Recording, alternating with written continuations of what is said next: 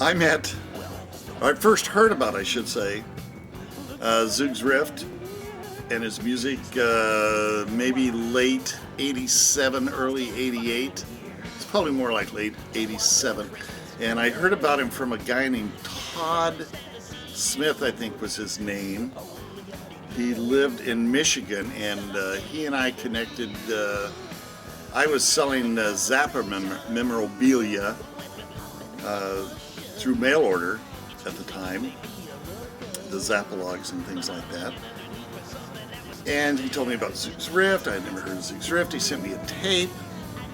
I was reasonably amused, and I never really actually gave it a thought that I would wind up in the band. Just didn't enter my mind immediately, but the more I listened to his music, I thought, man, this guy needs me in the band. This guy, this guy could use me in the band. I understand what he's saying here. And besides that, I'd been performing in top 40 band after top 40 band after top 40 band, and doing demos, playing original music with different groups, and it was always just ugliness, ugliness, ugliness. And I was just at a point in my life where I didn't care if I made any money. And I was reasonably sure I was never going to make any money playing with Zoogz, which was fine with me. It was okay right up front. But anyway, I wound up hearing through Todd that Zoogz was looking for a drummer. Excuse me. And I got his phone number. I called him up, and strangely enough, I don't think we were on the phone more than 5 minutes, and he told me I was in the band. And I tried to warn him that that's not the greatest idea. We could immediately hate each other when we get there, especially him hating me. I mean, it's his band.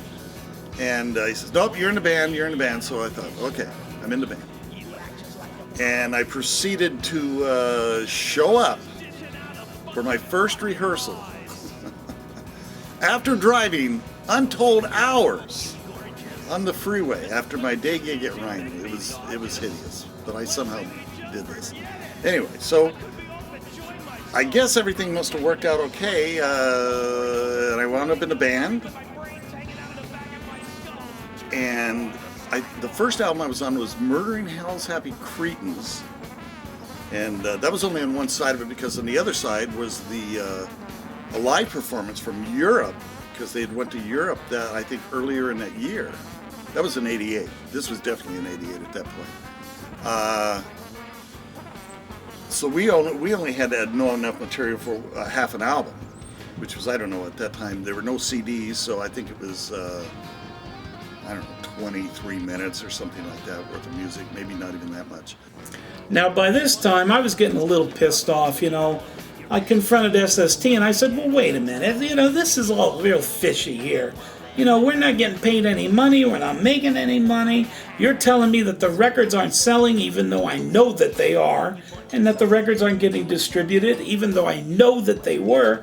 And, you know, now you owe me money for advances on the next album, to record the next album, and you're not even coming through with that. And Greg Ginn from SST sits there and he says, Zoogz, do you think we don't want to pay you? I was reasonably amazed when we got to the recording session for Murdering Hell's Happy Cretins, which was done at Mark Mylar's house/studio, and loading in, getting sounds, and recording our half of the album. If I'm not mistaken, it took maybe a little over an hour, and we were done. It was amazing. It was the quickest recording session I had ever done for a whole side of an album. You know, usually guys spend days, weeks, sometimes if they have the money. But obviously there was no budget, and we were in a hurry. There was a lot of one take and hope for the best. So I was starting to feel this was it with SST. You know, we did one last album with them in 1989. We did Torment. And that's where I severed ties. I mean, would be calling Greg Ginn, and I'd be calling him for over a month every day trying to get in touch with him, and he would never call me back. He wouldn't answer the phone. He was avoiding me at every turn.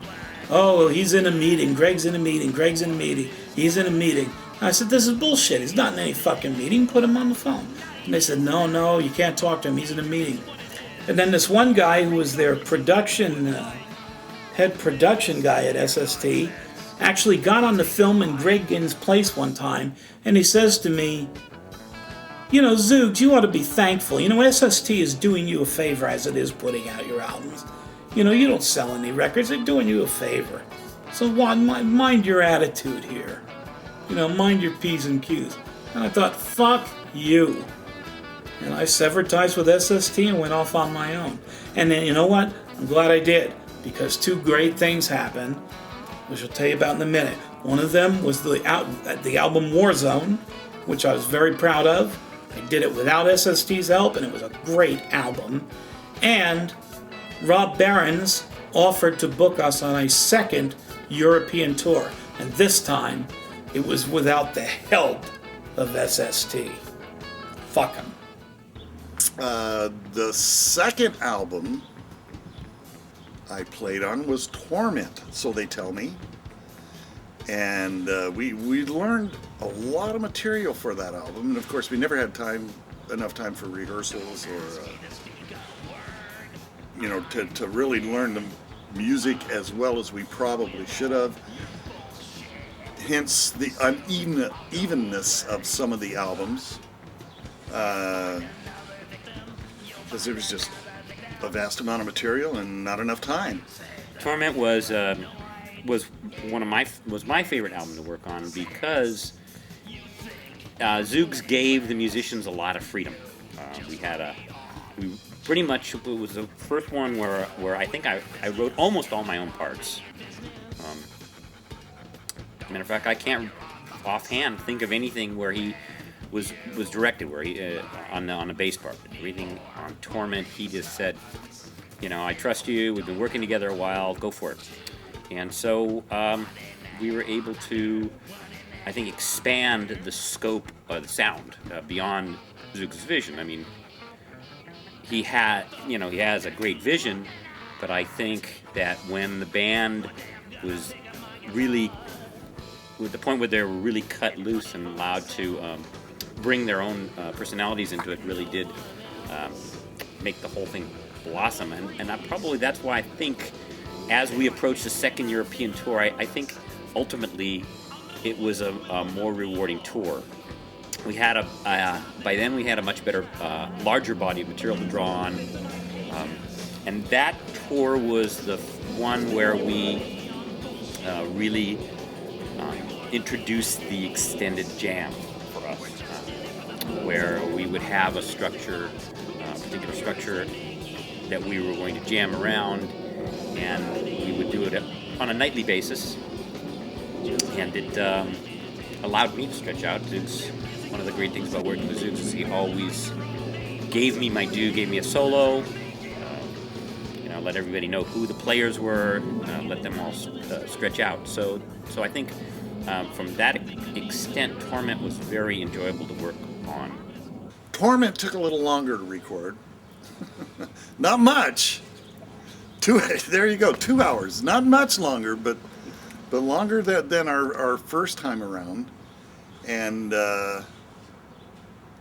as time progressed, we were going to go to Europe in '89, because they had had a pretty successful tour in '88, and it was lined up, and something happened. The promoter got sick or went away or did something. I honestly can't recall, but we did make it to Europe in 1990.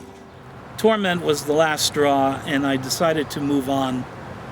I made a deal with a organization of guys in Germany who had their own record label called Musical Tragedies, and actually they were doing pretty good. They were putting out some good stuff, and they had a little bit of money to play around with, and You know, that's why I owe a lot to punk music, because without the punk music making the money, I wouldn't have been able to do what I was doing. So it's a good thing that those bands were on the labels. Warzone was the first Zoogz Rift album that we managed to record at my friend Arthur Barrow's studio, longtime friend, still know Arthur, which afforded us a little better sound because we had 16 track instead of 8. Interestingly enough, one side of the album was going to be one piece all the way through. And once again, we didn't have enough rehearsal time for all the material on the album. And so the first time we ever performed the track, Casaba Cabeza, I think is what it was called, although I can never remember. It was a surprise. We didn't actually make it through, all the way through. I don't know if I can say this, but it's true. We didn't actually play the whole thing all the way through. We found a couple of places we could make some cheap edits, and that's what we did.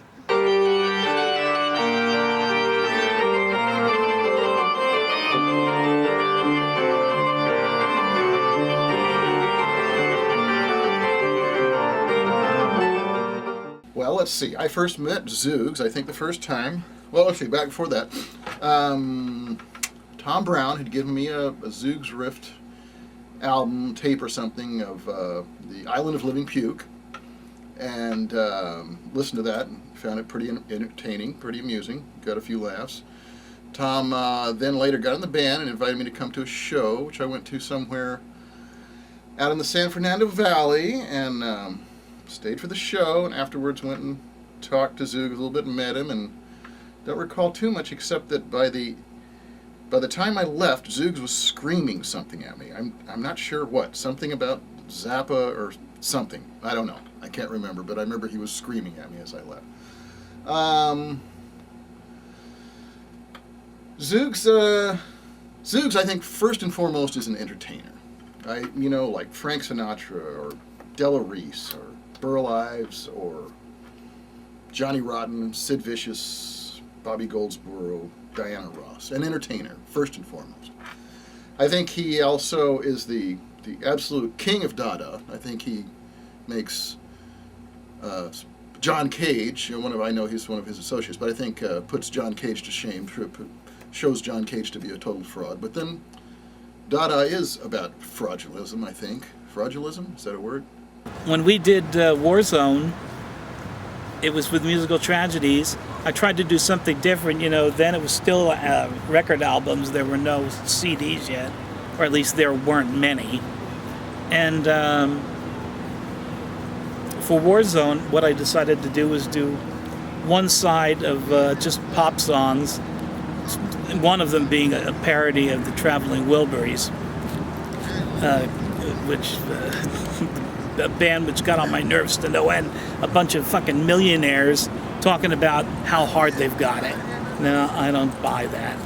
Anyway, the other side of the album was called Casaba Cabeza, and that was an attempt to do a 20-minute or 25-minute song.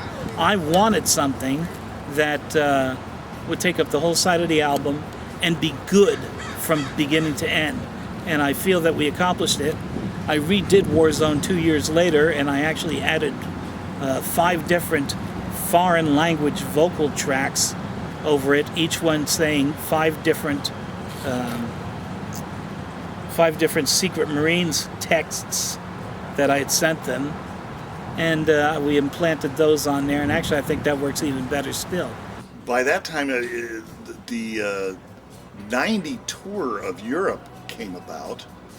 And supposedly we were actually going to do this tour in Europe, which I was not very happy about.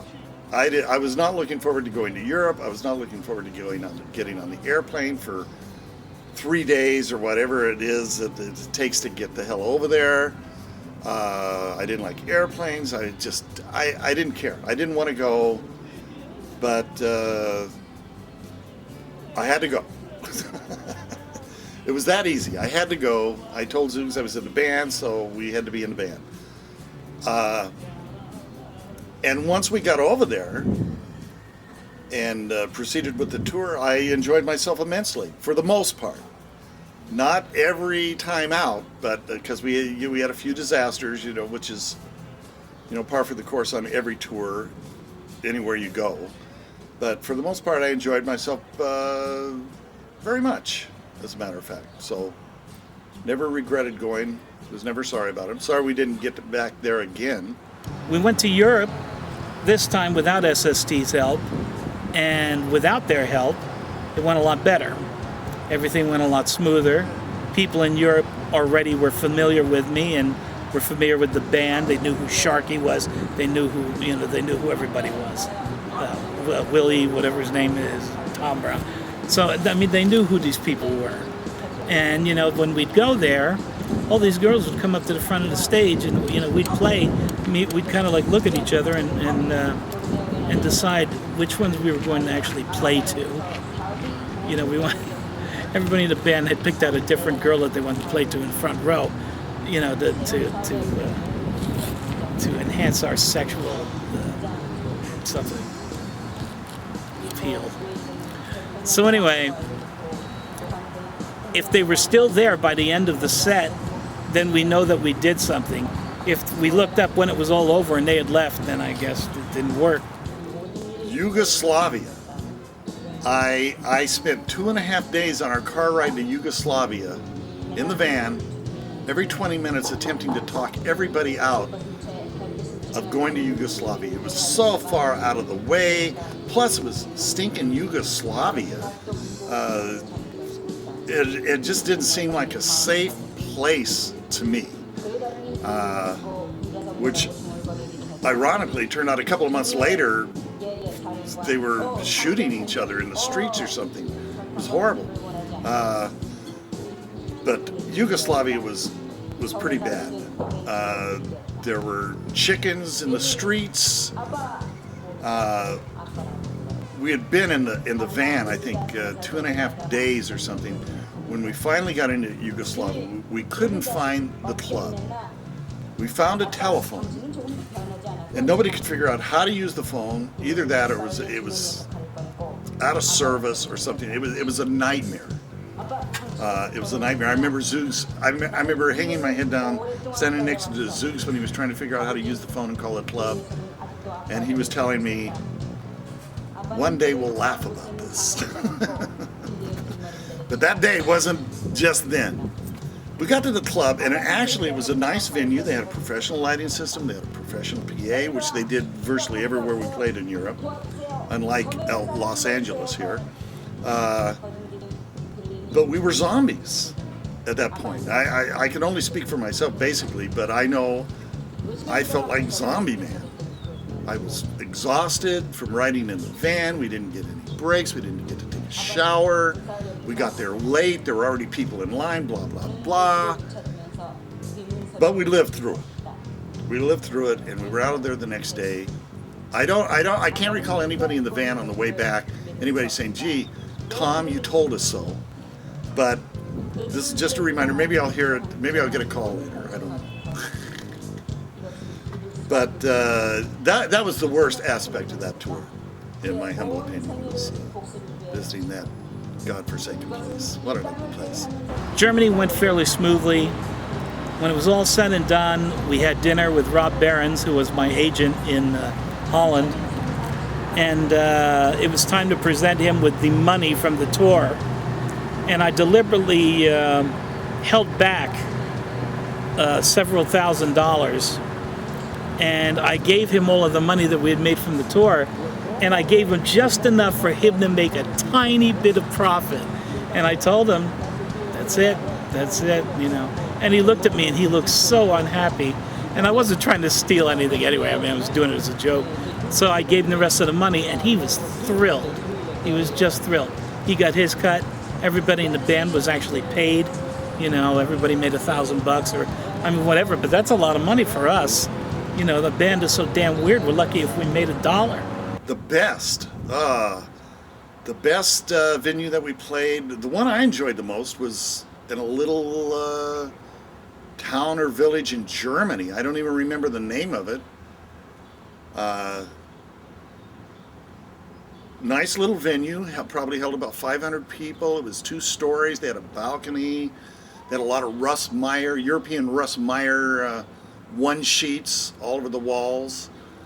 And, excuse me, we were sharing the gig that night with some group from Seattle who was just coming out. That was the big trend in the, I don't even remember what it was called. What was that music called then? Grunge. Grunge rock. That was right. It was grunge rock, and they were out of Seattle, and they were going to grunge rock everybody. And they took entirely too much time for their sound check. And Zoogz had the choice of choosing whether we go on first. We were headliners, but we could go on first or second. Zoogz chose to go on first. So after their very long, extraneous sound check, we did our sound check, and we stopped right when the people were being let in for the show that night. We went back to the hotel, took a shower, rested a little bit, came back, and in my humble opinion, I've never heard tapes of the show or anything. It wasn't the best show I remember us ever playing by any stretch of the imagination, but for some strange reason, they loved us. They stinking loved us. Like we were kings or something. I don't know. We played everything we knew. We got encore after encore. I think we must have done 4 or 5 encores till we didn't even know any other material. And by that time, the Seattle grunge band was fuming because it was getting later and later and later. And I remember watching them when they got on the stage, and they were desperately trying to elicit the energy to get the crowd whipped into a frenzy, but they had already been, I think they were done. But they certainly loved the band that night. I will never understand that. I mean, they liked the band virtually every venue we played, but not like that. Not like that night. I don't know what was going on. So the tour in Europe was quite cool. We did a 2-hour TV documentary, was done by Musical Tragedies, called Zoogz Rift, the movie, and that has a lot of stuff. I forget the name of the town, I'm sorry, but it was a nice place in Germany, southern Germany, and it was great. We had a good time, Austria was fun. We went through Switzerland, and pretty cool tour. And when we got back, everything was good, but all during the tour, the only thing that was wrong was that Zoogz was tired. I had finally reached a point, I don't remember how old I was, but I had reached a point where I was 40-ish, and I didn't want to do it anymore. It was just too tiring. It was exhausting. I mean, I'm about 5,000 pounds overweight. And, when you're that weight, everything is difficult. And that was becoming more and more difficult, to a point where I would find myself sitting backstage at the shows and just talking to myself out loud, saying, how old am I? How old am I? Am I 2? How old am I? Am I 3? How old am I? Am I 4? And I did this one night to myself, and they gave us the cue that it's time for the band to go on at this place. In Darmstadt, I think it was. And I kept the bid up. I kept on stage. I went on stage and I go, how am I? How old am I? Am I 10? And then I would wait, and the band would just play noise in the background. I'd say, how am I? Am I 11? And then people would start yelling shit out. No, you're 90. Yeah, you're 12. How old am I? Am I 12? Yeah. Cheering like it all made some kind of sense. And I ran all over the building. I ran all over the club. The club had 2 stories. I ran upstairs with the microphone saying, how old am I? Am I 14? How old am I? And this fat guy running around all over the place. And meanwhile, the band was doing this Sun Ra stuff. And it was pretty funny. See, stuff like that is what makes the band a good thing. It's not the live shows per se, and it's certainly not the recordings per se, but it's a combination. I know this sounds like a mundane thing to say, and it is. So I'll change the subject. Zoogz and his, Zoogz had a penchant for starting each show a little different. Even no matter what list we had, we never quite knew what he might do. And I am positive it was in Heidelberg. Another nice venue, another nice club, professional lighting, professional sound system, good stuff. And Zoogz came out and did his free form. I'm not sure what it was. It was a free form rant of some sort. How old am I? And I can't remember all the details. I remember the recurring motif of how old am I, before he jumped off the stage, ran across the dance floor, up the stairs, into the balcony, around the balcony, down the other side of the stairs. Willie and I were waiting for the heart attack any moment now. In fact, it was the most active I'd seen Zoogz, I think, in however 2 years I'd known him. And he came back down and continued the whole night of bringing up how old am I. I never found out what the point might have been, or if there was even a point to begin with. But it was amusing, to say the least. It amused us all. I think there was a little bit of tension between myself and John Sharkey. I think that I didn't always feel that John was paying as much attention to the music as he should. I think sometimes he was paying more attention to his show and less to the music. And so we had a few disagreements over that. It never came to blows. On the other hand, that would look pretty stupid if you think about John Sharkey and I trying to duke it out. We're not talking Muhammad Ali and Mike Tyson here. So you're looking at a couple of musicians rolling around in a parking lot somewhere. But it never came to that. So I think that all in all, it was a good tour and we had a really good time. When we got back, we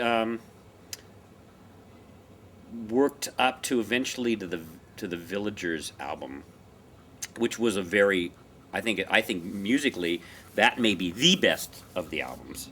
I did Nutritionally Sound a year after I got back from Europe, and I disbanded the band. I mean, there was no more shitheads. And everybody in the band went their separate ways. Rich Hass went off and joined Saccharin Trust.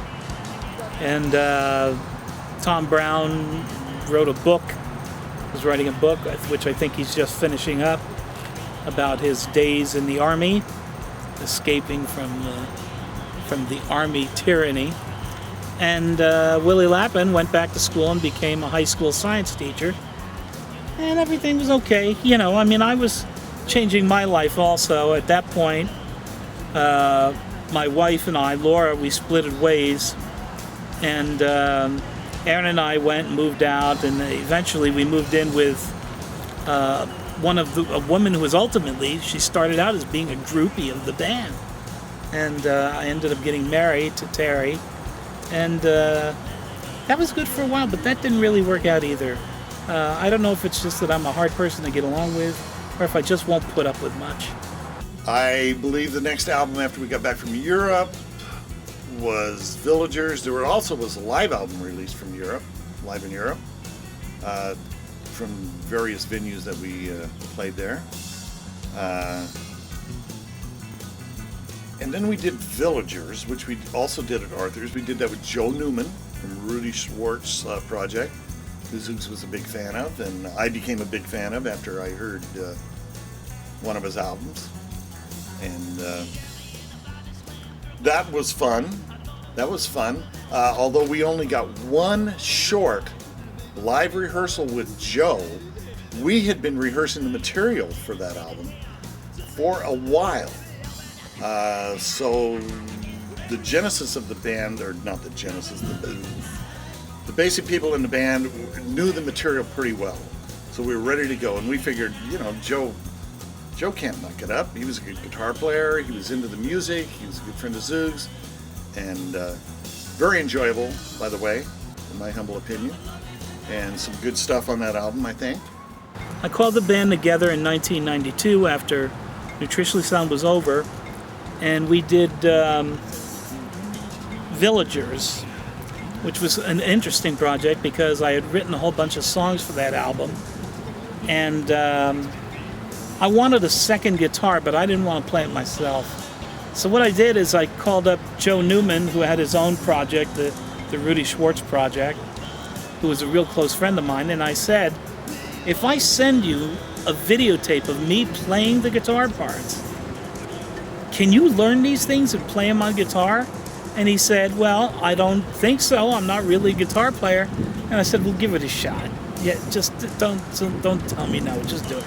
So I sent him a videotape of all the songs, and he took a month or two and learned them all, and then showed up on Halloween of 1992. He had them all down. Perfect. I mean, he knew exactly what he was doing, how to do it, how, why, and everything else.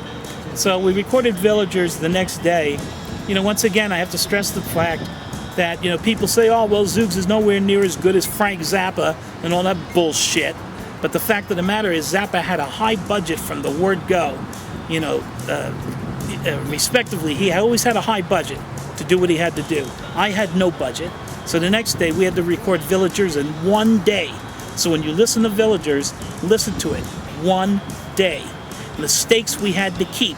We couldn't keep punching in like most bands have the luxury of punching in and fixing every damn little thing they do. No, it's the band as we were, as we heard it, and it was fucking hot.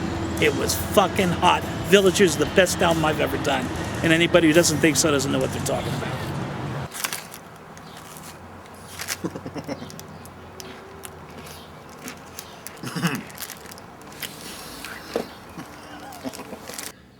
It was difficult to work on because Joe Newman was in Texas throughout the rehearsals for it. So we would rehearse, and then we would put the parts together and then record the parts on video or on tape and send them to Joe, and Joe would learn his parts from Texas, which it made it difficult.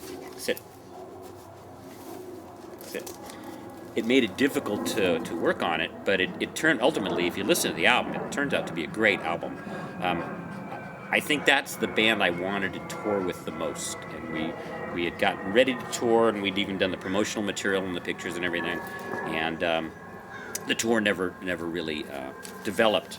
But I think that would have been a band I really would like to tour with, because I thought it was a very good band. The addition of Joe was very good. And that pretty much actually was the last, that was the last Zoogz Rift Shithead album that was planned for a long term in advance and worked on and heavily rehearsed. I will say this about Laura, even though we've had a stormy relationship off and on for 30 years. I will say this about Laura, even though we've had kind of a stormy relationship off and on for 30 years now. The truth of the matter is, every time I was in a spot over these years, even after our divorce in 1992, I mean, the whole time, whenever I needed somebody to be there, Laura was always the one, not the other ones, not the other women in my life. Laura was always there. If I needed money, if I needed help, she'd bring me meals. If I was in the hospital, she'd take care of my bills for me. So, in a way, I got to give her a lot of credit. She's actually been very good to me, in spite of the fact that she's a raving lunatic. What can you do? That's women for you, When Villagers was completed, I didn't really have much to do. I ended up leaving and starting a new life with who ended up being my second wife, Terry, with Aaron. And I got a phone call from Herb Abrams, who I'd contacted about trying to get in his organization, the UWF. And he wrote me, actually, no, he didn't write me. He sent me a letter and basically asked the question, what can you do for my company? And I said, I can make you a lot more money than you're making now. That's for sure. I said, I have my own fan base, and I can do it. And he said, well, come down to my house in Beverly Hills, and we'll see. We'll see. We'll talk for a while. We'll see. So I went to Herb's house, and he basically auditioned me for 2 hours, wanting to see what I was capable of doing. But he was also kind of feeling it out to see how much I knew about wrestling. He wanted to know, I mean, to use cliched terms, he wanted to know how wrestling smart I was, as opposed to just some fan who wants to be in the business. And I know the business pretty good. So, and he knew that. So after doing a little bit of shtick for him, he comes out with a photograph, an 8x10 of the Warlord, and he goes, how'd you like to manage the Warlord at a show we're doing in Minot, North Dakota? I said, well, sure. I said, how am I going to get there? And he says, well, we'll fly out. I said, well, I don't have the money for a plane ticket. He goes, I'll pay for it, first class. So Herb flew me out first class, which anyone who has class would do. In Bangkok, Thailand, there was one time that Herb and I were with Mr. and Mrs. Wu, the manufacturer and his wife. And we were in the limousine, and we were going, we were going on a shopping errand for me. I wanted to buy a talisman for my wife, Terry, because she was studying folklore and mythology at UCLA, and I knew she was interested in such things. And I wanted to get her an authentic Buddhist talisman, like a good luck charm. So I told this to Mike Wu, who was a Buddhist, and Mike Wu said, I know just the place where you can get this talisman. So we got in the limousine, and it was me and Herb and Mr. and Mrs. Wu, and we went to a Buddhist monastery in Bangkok. And the limousine pulls up across the street, pulls up outside, and we get out, and there's some dog running around, and the place was kind of scraggly. But we get out, and we're in front of the Buddhist monastery, and Mike Wu says to me and Herb, you must take off your shoes. You must take off shoes now. And Herb says, I'm not taking off my shoes. Herb was pissed off in the first place because he didn't want to participate in going on an errand for me. God forbid he should do anything for me. And he didn't want to. He was put out about it. And Mike Wu knew it, but we kind of defied him anyway, and we went there to get the talisman. But he said to Herb, you must take off your shoes. And Herb said, I'm not taking my shoes off, the hell with it. Fuck you, I'm not doing it. And he said, Mike Wu said, Herb, you take off your shoes. You in another country now. If we come to your country, you expect us to act the way you want us to act. And now, you in our country, you act the way we tell you to act. And you take off your shoes. So Herb, very, very, very reluctantly, giving me dirty looks every second of the way, takes his shoes off, and we all leave our shoes by the front door of the monastery, and we all go in. And the Zen monastery is kind of an interesting place. They have little deities and knickknacks and all kinds of weirdness going on in there. And at one point, Mike Wu comes up to me and Herb, and he says, the Buddhist headmaster wants to give you a blessing. He wants to bless you. And I said, oh, that's nice. And Herb says, a blessing? And Mike Wu says, yes, this is a great honor. This is a great honor, Herb. It's a blessing. And Herb says, all right, where is the guy? And the guy's sitting over on the side on some kind of throne or some kind of crap. And we go over, and Mike Wu says to Herb, he nudges him, and he says, you must get on your knees. And Herb says, what? And he says, you must get on your knees if you if you want the Grand Master to give you this blessing. I've told him very important businessmen from America have come, and he's thought, oh, this is very important. and he's going to give you this blessing. But Herb, you must get down on your knees, and he will give you the blessing.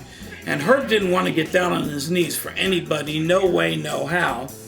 And very, very, very reluctantly, Herb gets down on his knees, once again giving me the dirtiest damn looks you can think of, as if to say, when this is over, I'm going to kill you, Zoogz, for getting him into this. So the Buddhist guy gives Herb the blessing, and when it's all over, Mike Wu goes up to Herb and he whispers, go ahead and give him $50. Give him $50. And Herb says, what? And he says, give him 50. You're going to give him an offering. You got to give him $50 or $100. Give him $100. Herb says, I'm not giving him shit. I'm not giving him nothing. I didn't even want this. And he says, Herb, this is a great insult if you don't give him some. So Herb reaches in his pocket and very, very, very, very reluctantly gives him $100, giving me dirty looks like, I am going to fucking kill you when this is over.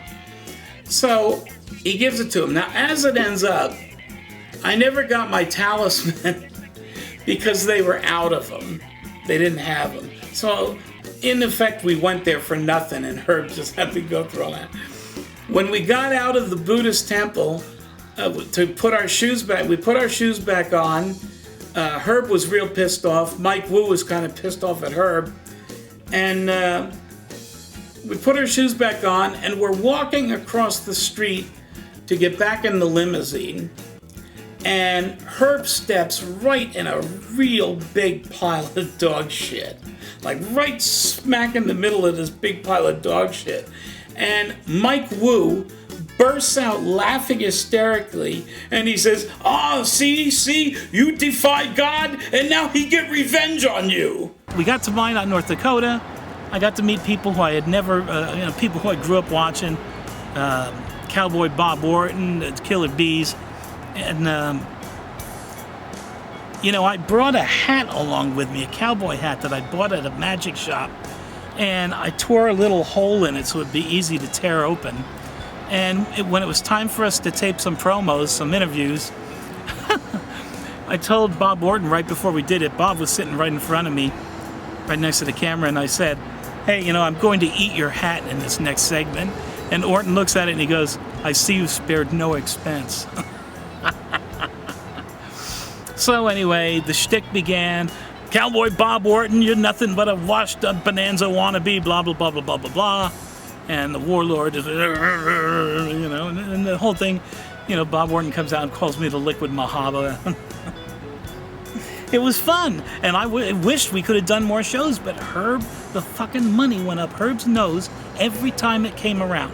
Every time the money came around, he didn't pay me, not much. I was being used. But I didn't mind it. I knew I was being used, but I didn't mind it because I wanted to be in the business.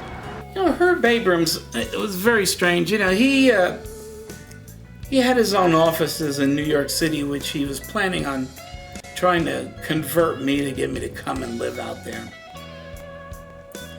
And I was sick of not getting paid. Herb only paid me once in a while. And, I got a lot of free dinners out of it and stuff like that. But I never got the money, or very seldom got the money.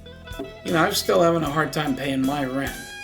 So I would complain to Herb, and Herb would always say, oh, the big money's coming, we just have to do this next big pay-per-view or whatever, and everything will be fine. And I said to him on the phone, I was in Los Angeles, I talked to him on the phone in New York, and I said, what happens to me if you die? Then I'm left high and dry, I'm left out in the cold. And Herb says, I'm not gonna die, will you stop? I'm not gonna die. Well, a month later, I got a phone call from his girlfriend in New York saying Herb just died. And they found Herb high on cocaine with 6 naked prostitutes in his New York City offices at Penn Station, right across the street from Madison Square Garden.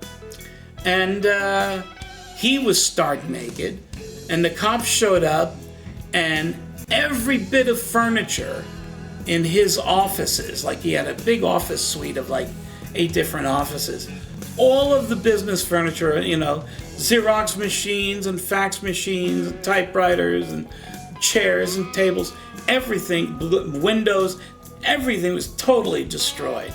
And Herb was high on coke, and he had locked these prostitutes in the offices so they couldn't open the door and they couldn't get out. It was one of them who called the cops in the first place. So the cops show up and they drag Herb out, and they put Herb in the back of the police car and decided they were taking him right away to the hospital and put him in the mental ward, you know, because he was nuts. He was high on coke and crazy. So they were taking him away, and the report that I got is that Herb died of a massive heart attack in the back seat of the limousine. And that was the end of Herb. I've been told over and over at this point that the next project was 5 Billion Pinheads Can't Be Wrong, although I beg to argue, which started out as it was just me and Zoogz, and Zoogz was going to play bass, and I learned after we had started the project that his son Aaron was going to come in and play a little keyboards and saxophone, which in fact he did. Yeah, I don't know. This was a bad idea. This is truly a bad idea. Okay, we're out on the other side now, which we always were. Actually, nobody said it was. We were always sort of on the other side. Oh man, if I get my V's dirty, Willie. God damn it.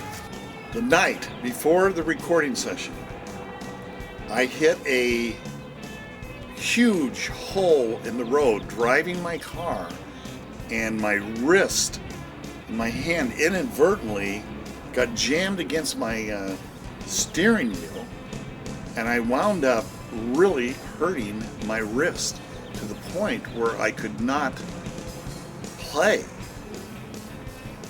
And I called Zoogz, and he said, well, that's too bad. Too bad. You sure you can't play? Too bad, because I'll play the drums. We're recording this album anyway. I don't care. Nothing can stop it. Bullets can't stop it. Rockets can't stop it. We're recording this album. I'll play the drums. Anyway, it wound up, I called Arthur. We hashed it around a little bit. He said, hey, I remember Robert Williams was there. He said, maybe we can get Robert Williams to play on there. And I mentioned the problem we had with Arthur, and he mentioned it to Robert, and Robert said, I'll do it. So with absolutely no rehearsal. And he did a pretty good job. Yeah, I thought he did real good. Did a hell of a job. It was basically just Zoogz telling him the basic idea, and then, okay, 1, 2, 3, let's roll. Yeah, learning the tracks in the studio. Yeah. And Robert did real good. And he recorded the whole goddamn thing in one day, as you know. Oh yeah, that's standard procedure. Well, Terry was nice to me in the beginning. Laura was nice to me in the beginning. But Zoogz is not Superman. I think everybody thinks I'm Superman. And then when they get married to me and they find out I have faults, and I'm not perfect, and there's a quiet Zoogz Rift behind the star. You know, Zoogz Rift is several different people at different times. When Terry threw me out in 1997, it was really devastating to me. I mean, it hit me really broadsided me right up the side of the head. I didn't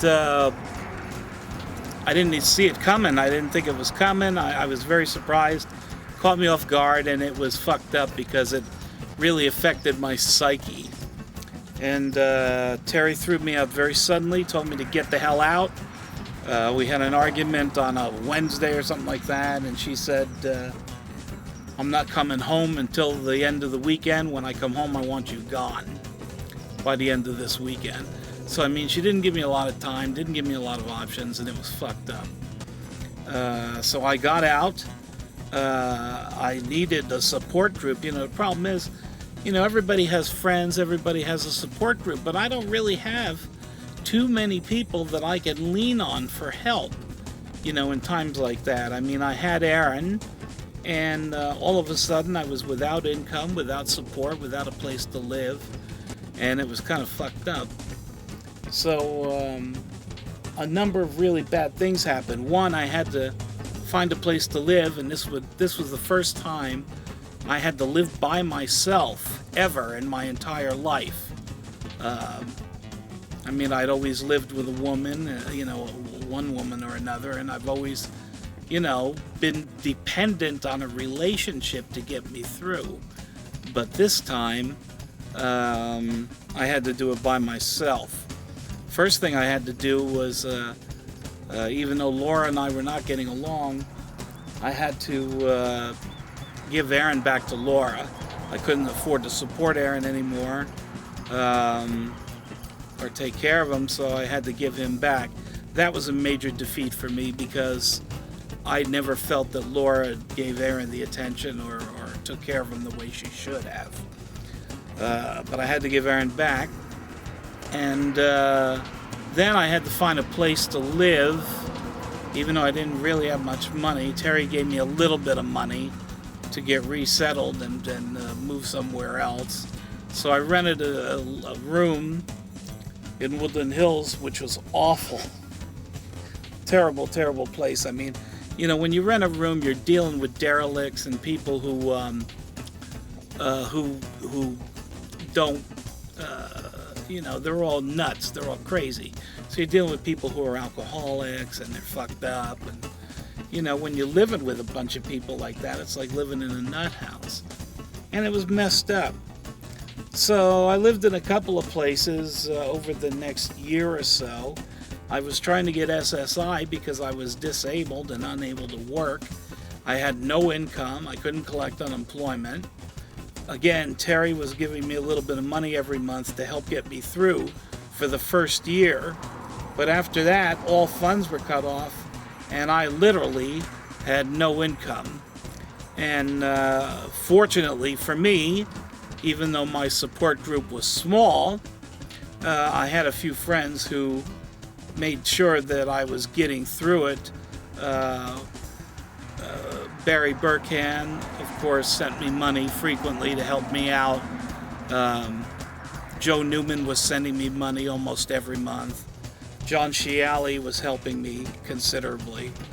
And I was getting through that way. I was paying my bills, and at least I wasn't out on the street. I was close, but I wasn't quite out on the street.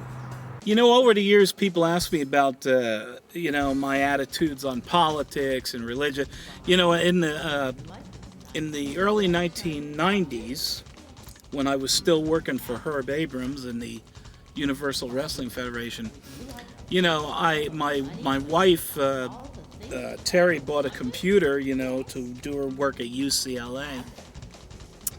And she got on the internet, and I had no idea what the internet even was, but I started dicking around with it, and I would go on there using her account name.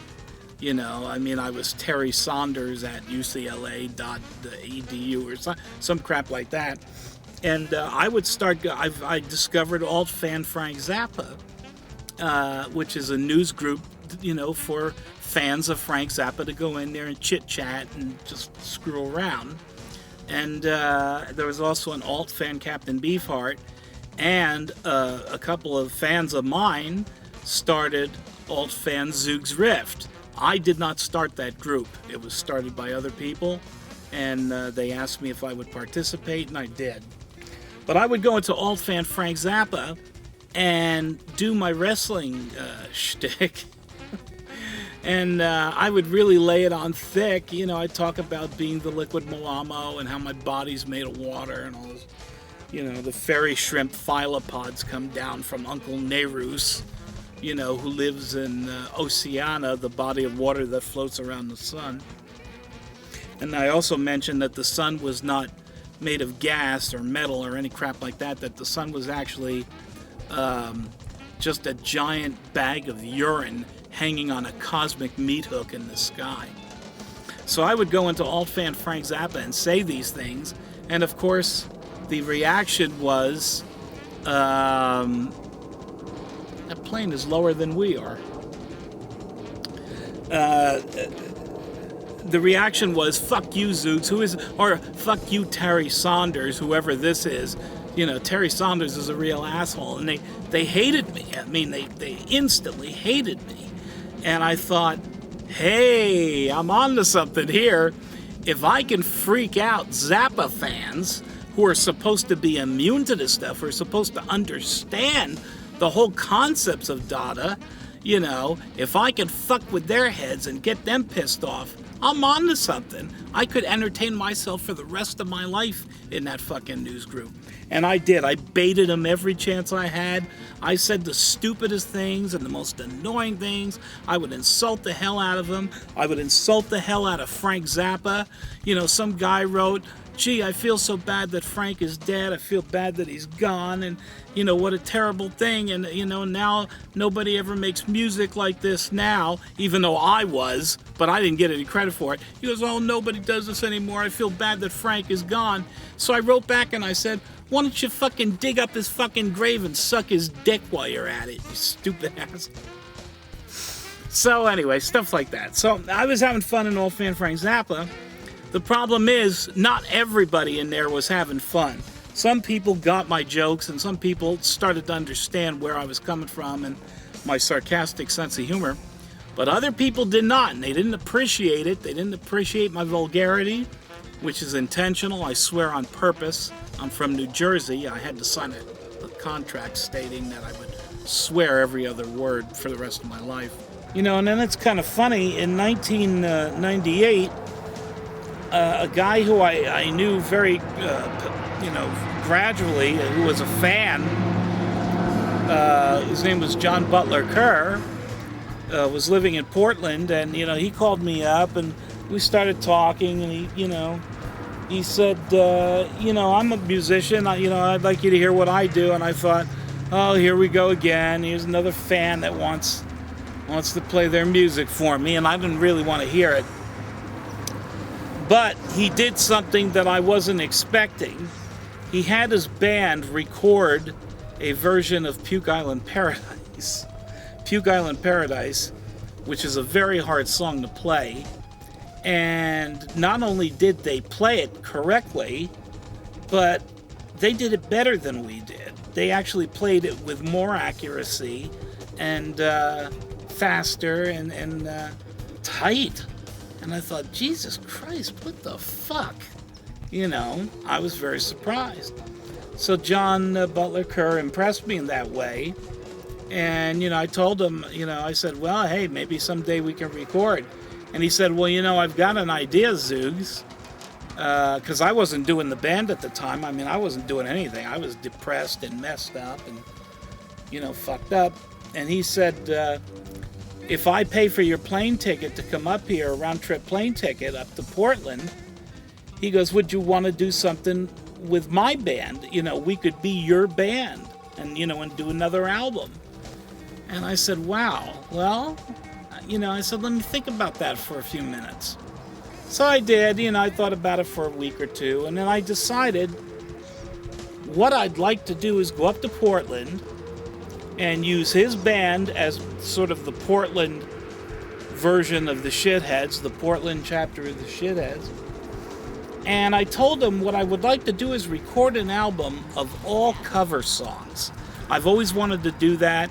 No originals, nothing original by me, just cover songs. But I didn't want to do normal cover songs. I wanted to pick mostly the stupidest, most insipid material, crappy material I could find, and do it totally straight. No Zoogz Rift-isms, no funny voice, no nothing. I didn't want anything strange about it. I wanted to do Zoogz Rift doing a normal rock and roll album of cover tunes that, are totally unexpected. So I decided to call it Sanitize for Your Protection, and I flew up to Portland, and these guys practiced the songs before I got there. And, you're good, he's Hell's Angels now. they practiced the songs before I got there, and I got up there and we rehearsed, like 1 or 2 rehearsals. That's it. And then we went to the studio and recorded. And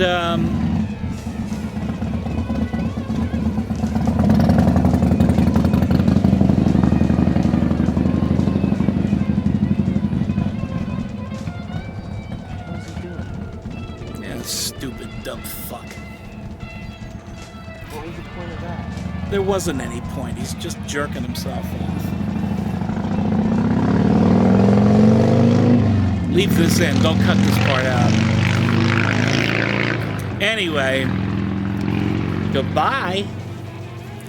So I went up there. We recorded the album in one day, and it turned out pretty damn good. Not perfect. It had its imperfections. But overall, I was real happy with it. I mean, we recorded this damn album in a day and then mixed it in, we took 7 hours.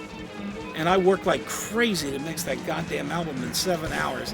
But we mixed it in 7 hours. It was done. I flew back down here, and it worked out pretty good. So that actually got me wanting to play music again. So, I was going to tell you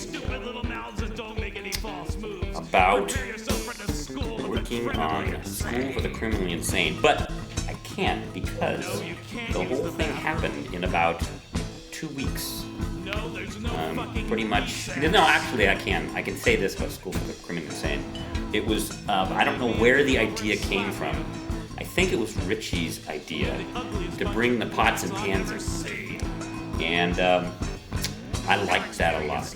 Richie played pots and pans on this on this album, and I just think it's just such a cool sound. It always sort of was gamelonish to me. It had a Indonesian-like sound, having these metallic, in and out of tune things going in and out. I thought that was a lot of fun playing on that. I got the band back together, and I wrote some new material called School of the Criminally Insane. And in 1999, the core band, which is Rich, Willie, and Tom, and me, and some help from Arthur Barrow as well. And, we recorded School of the Criminally Insane. Now the problem, overall I thought that was a pretty good album. I thought it was creative and interesting, but the one thing I didn't like about it is my guitar playing. I thought my guitar playing in School of the Criminally Insane in that entire album was way, way subpar, below par, and not what it was supposed to be. And I really didn't understand why, because I had still been playing, but I felt like I was losing my flair a little bit, and I just wasn't able to cut the parts the way that I used to be able to. And I didn't understand why. Planned to do, Zoogz had said, okay, we're going to fill the extra, I don't know, we had 12 minutes or something on the album. We're going to fill the extra 12 minutes with a directed jam. So we played with the riff a little bit, and we played with the jam a little bit. We went into the studio. This was into Arthur Barrow's studio. So Arthur was engineering it, and we were all in the room. So we were going to do this whole thing live. We were all there. I was Richie and I and Tom and Zoogz, and we started this jam. And Zoogz had told Arthur, go about 10 minutes, 12 minutes, and then give us a signal, and we'll cut it, and then we'll just fade it out. So we're playing, and Tom was sick. Tom had been really, really sick, and he barely was hanging in.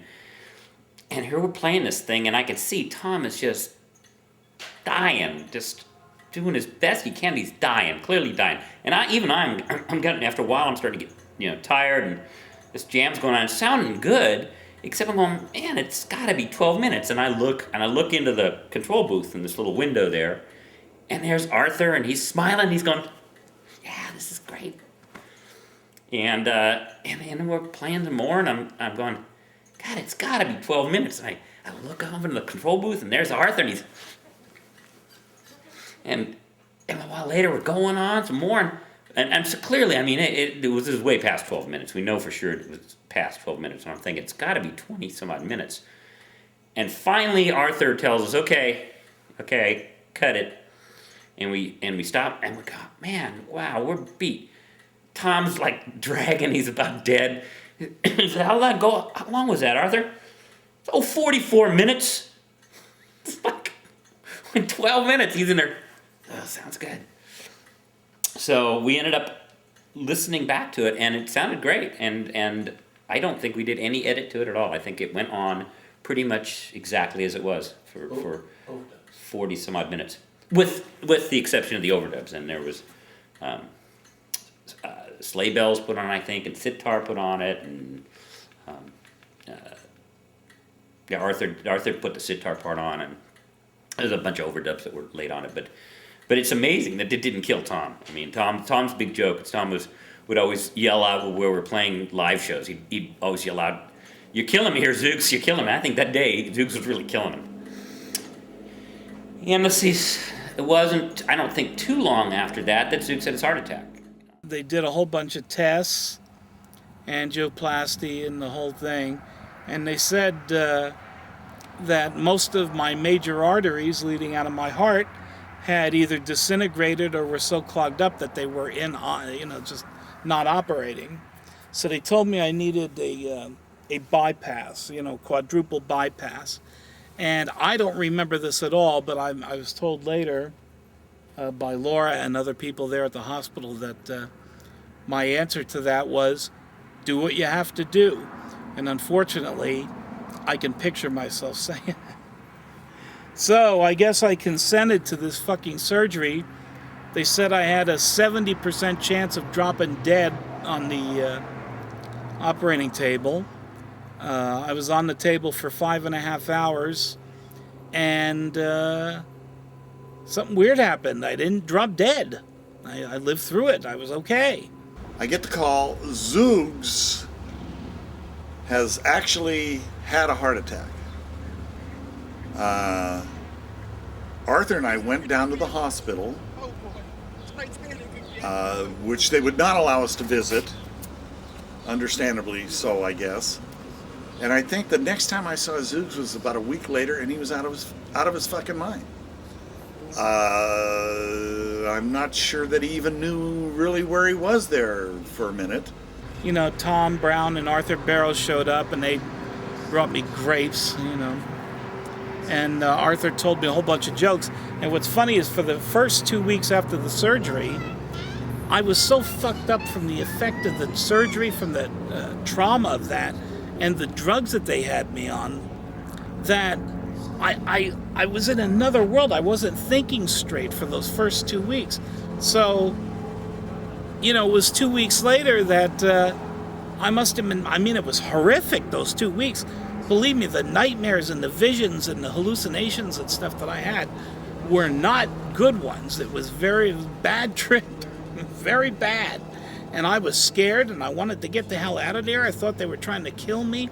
I thought that this hospital was a Looney Tunes hospital. I thought that it was actually some Warner Brothers themed hospital, because all I remember hearing is that goddamn what is it? The Animaniacs in the background. Animaniacs. And I thought it was part of the hospital therapy. And it was it's driving me nuts. It was fucked up. I went into a psychotic frenzy for about 2 weeks. So finally, about 2 weeks into it, a nurse says to me, do you know where you are? And I said, no. And she said, you're in the hospital. And I said, huh? And she said, you had a massive heart attack. You've had quadruple bypass surgery. And I said, what? And I looked down in my hospital gown, and I got this big fucking scar, this big fucking thing going down the center of my chest. And I said, how long have I been here? And she said, 2 weeks. I said, I've been laying here for 2 fucking weeks, with surgery, and I didn't hurt. I didn't have any pain, But man, I told her, I said, hey, if there's a hospital psychiatrist here, I need to talk to somebody, because this is fucked up. I didn't realize what was going on. And all of a sudden, they hit me with this, and, they brought in a psychiatrist, and I was out for 2 weeks. That was an unusual thing. They thought I had brain damage from the surgery. But I remember talking to Arthur Barrows shortly thereafter, after I came out of this semi-coma. I remember talking to Arthur on the phone, and Arthur says to me, hey, do you remember all those jokes I told you when I was there last week? And I said, no, not really. And he goes, good, I can tell them to you again. So for the next 2 weeks, for the weeks 3 and 4, I was just recuperating. I was getting out of bed every day. They were forcing me out of bed because all of my muscles had dried up and shriveled up, and I had to basically relearn how to walk all over again. And it was very difficult and very painful, but I had to do that every day, and therapy. And then, after 1 month of being in the hospital, they let me out.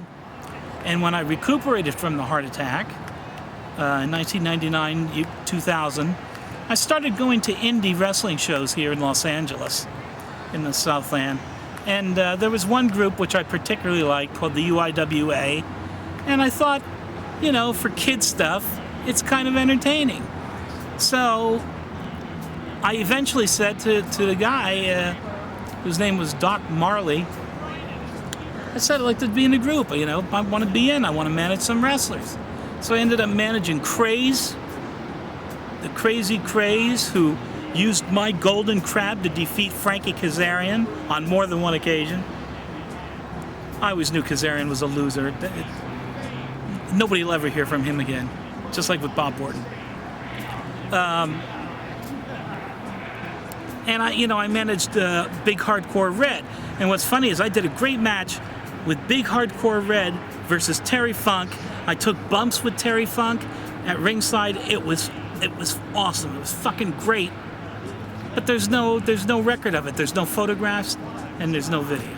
There's no nothing. So it's kind of a shame, because that was kind of the peak. I love Terry Funk. I think he's one of the finest wrestlers that ever existed. And I got to work with him. I got to actually be on his level, which I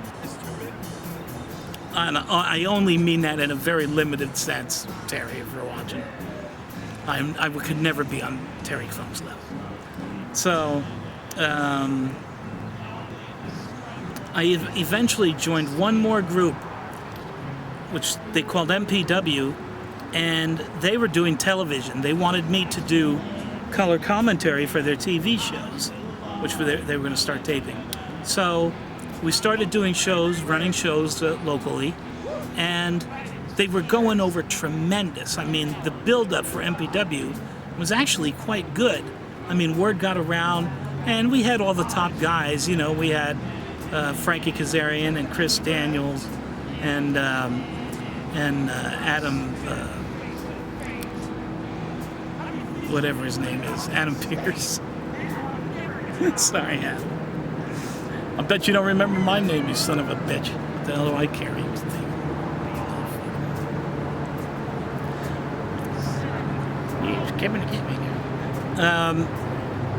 I worked with MPW, but once again, they wanted me to be their booker, but they didn't know how to do it, and nobody had a clue as to what they were doing, and every time I would make suggestions, they would all override it. And eventually I quit in thorough disgust. People think the wrestling business is all a lot of glamour and fame and fortune and all that shit, but they don't realize that the road that you have to travel, the ladders you have to climb, the hoops and that you have to jump through to get to the point where you see the WWE superstars on TV, for example. These guys work their asses off to get there. This is not just some gift that was handed to them on a silver platter. These guys really went way far and above the call of duty, which is why they're on TV and you're not. That's why. Because most people don't have the guts and don't have the endurance that it takes to do what professional wrestlers do. I have a dislike for the way that professional wrestling has gone in recent years. I find it boring as hell. However, my regard and my respect for professional wrestlers is A+. I have nothing but the highest amount of respect for wrestlers and for what they have to go through. And wrestlers who are on the lower scale, and they're not on the big, WWE's the top, you know. People who are on the lower scale working their way up and struggling, man, have they got it tough. They've got it tough. And the fans, they don't even know. They don't even know really what's going on. And they think smart wrestling, quote unquote smart wrestling fans, they don't know what's going on. They really don't. The Wrestling Observer and No DQ and what have you can only give you so much limited information. And beyond that, you know, the old saying is you have to be there. You know, you had to be there to see it. That's the way it is in wrestling. You really had to be there and have to be there to see the way it really is. So therefore, when you see these guys on TV, you know, pay a little bit of attention, show a little bit of understanding, and buy a ticket once in a while, because they really have earned it. So Zoogz had a massive heart attack and a quadruple bypass. And I remember going to the hospital to visit him, and he would smile like he knew who I was, but it was pretty clear he had no idea who I was, and he didn't know who anybody was. But, you know, he did obviously recover, and that still has taken its toll on him. Then we had then some people were nice enough to put together a fundraiser to help raise money to pay some of his bills and take care of some things. So we did. We got together for a show, a reunion show, and that I think Zoogz had intended that he would probably never play again, and he actually did sing at the show. And he sat in a chair at the show while we played around him, and then, as in the typical Zoogz fashion, slightly burlesque-esque, he had Rainy Sharkey come out. They were seeing each other at the time, and Rainy would come out in a nurse's costume with a big push-up bra, and he's like practically falling out the top, and she would check his pulse and take his temperature in the middle of the show, and then walk off. Pretty typical kind of thing. It's been a hard road back recovering from the heart attack. You know, we did Bohemian Buddha with Rainy Sharkey, John Sharkey's ex-wife.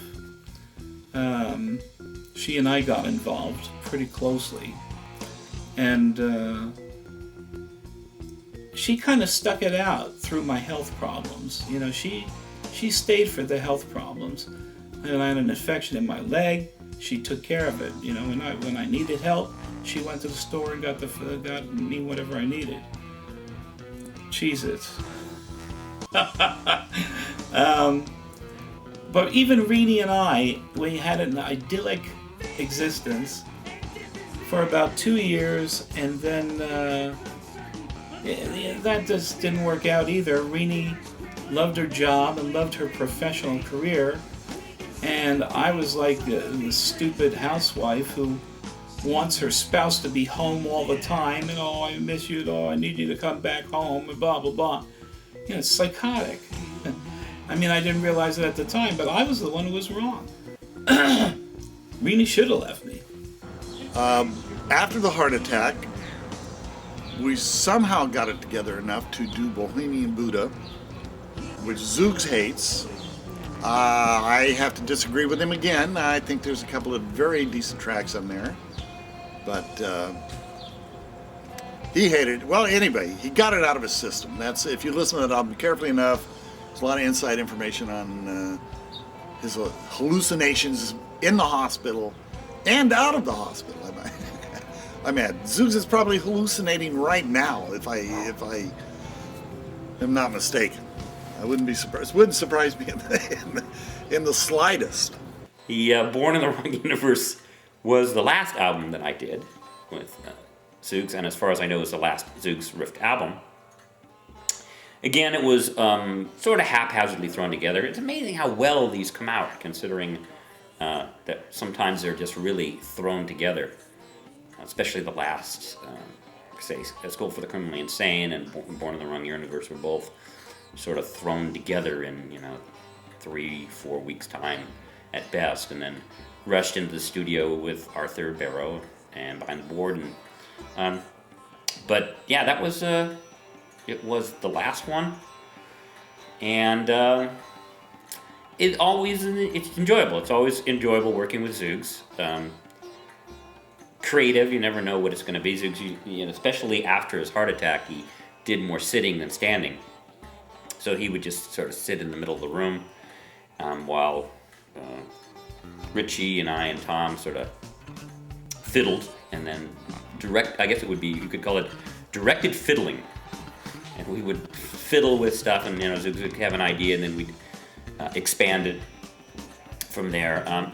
The hard part about any Zoogz album, but especially those, the School for the Criminally Insane and Born in the Wrong Universe, is that Zoogz doesn't write the lyrics. You don't hear the lyrics usually until you've already constructed the song.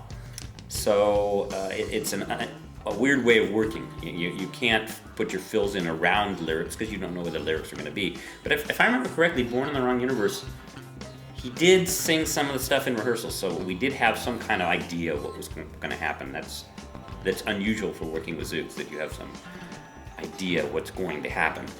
Usually he's got the idea of what's going to happen, and you try to fit in around it. You had kumquats. You kumquats.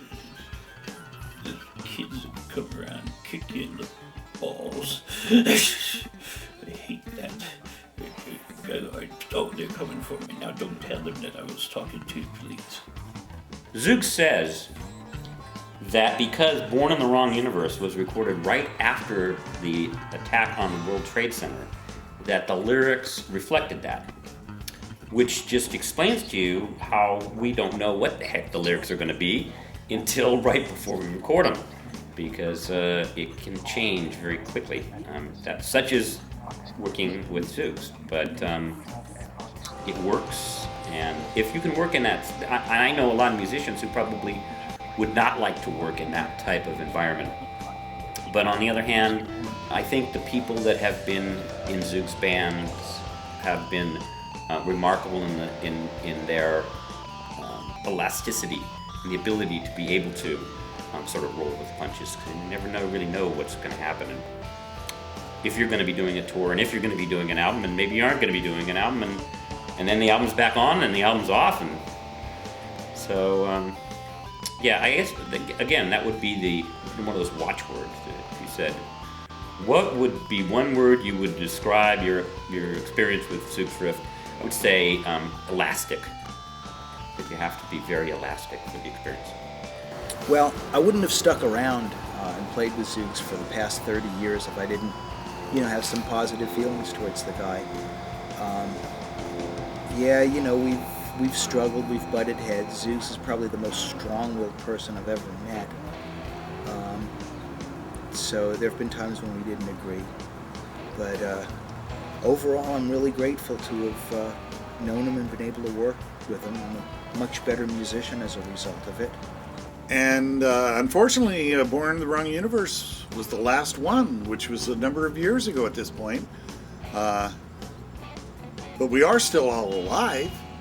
If you ever wanted to do another album, it could conceivably be done. I'm not using a walker as of yet. Nor is Willie. Nor is Jonathan Mako Sharkey. Nor is Rich Hass. Or any of the others that might have come or went that I might have missed. But we'll see. I have been working on a book about my experiences with the draft in 1967. Hopefully I will not die before I finish it. But again, if Zoogz wanted to do another album, I would probably show up. In summary, I chose to be a Dadaist. Not because it was cool, not because surrealism was cool, but because I believed in the philosophy of nothingness. Nothing pleases me. Nothing pleases me. Nothing pleases me, but nothing pleases me. Get it? Get it?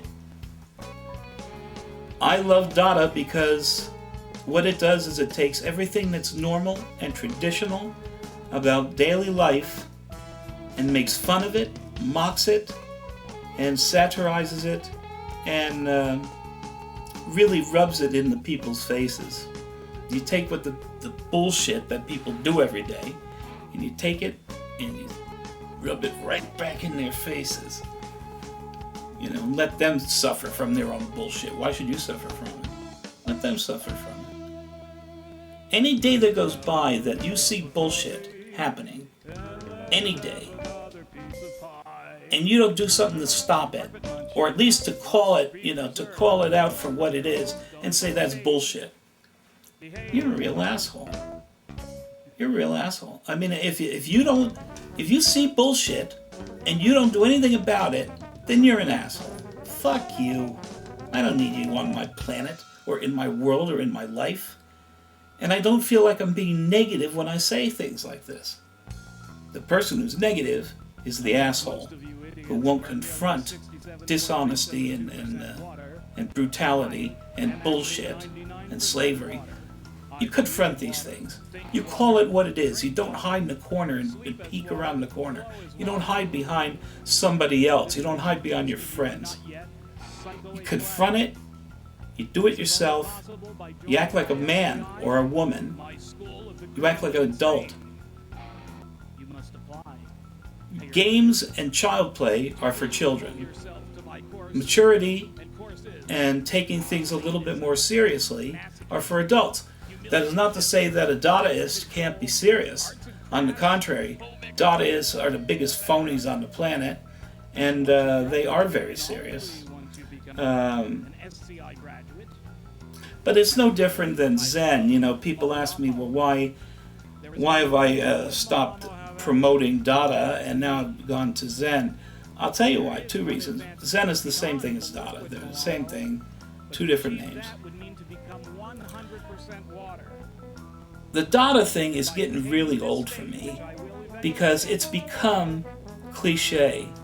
It's become mundane, and it's become the very thing that it was trying to mock all those years. Now on television, there is no surrealism. I mean, it's the same shit over. They take surrealism and then put it in rock videos, and nobody cares about it. Nobody sees it. Nobody gives a shit. They just say, "Oh wow, cool man! Look at the weird images." What a fucking bunch of jerk-offs. I don't want that. I don't want that. I want peace. I want nirvana. I want to get through the rest of my life with the least amount of obstacles and continue my search for nothingness.